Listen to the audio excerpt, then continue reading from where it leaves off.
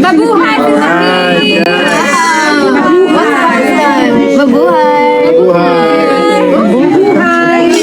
Lantaran na talaga, Iris Lee proud na flenex si Sian Lim sa kanyang IG matapos ngang aminin ni Sian Lim na nobya na niya si Iris Lee naman ngayon ang nagbahagi ng larawan sa kanyang social media account na kung saan kasama niya ang kanyang boyfriend na si Sian Lim.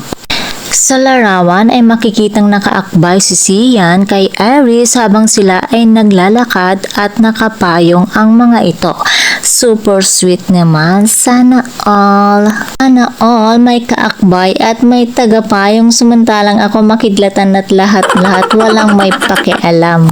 Charot! Ang nasabing ang larawan ay kuha sa isang outdoor theater event. Kaya naman muli itong nag-viral sa social media. Talagang proud na ang dalawa na i-flex ang kanilang relasyon.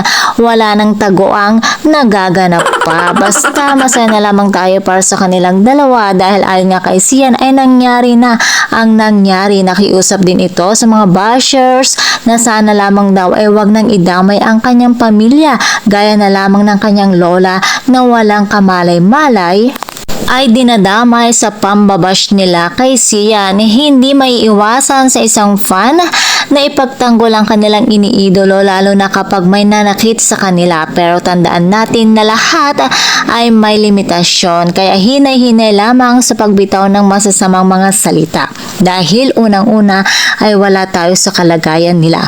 Madami man ang nangihinayang sa relasyon ni Kim at Sian dahil hindi nga naman biro ang 12 years na pinagsamahan ng mga ito.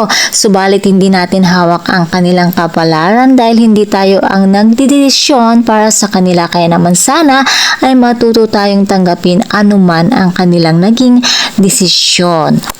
At sa bagong nagpatibok ngayon ng puso ni Sian Lim na si Iris Lee ay mag-i-expect pa tayo na madami pa silang sweet moments na ibabahagi sa social media.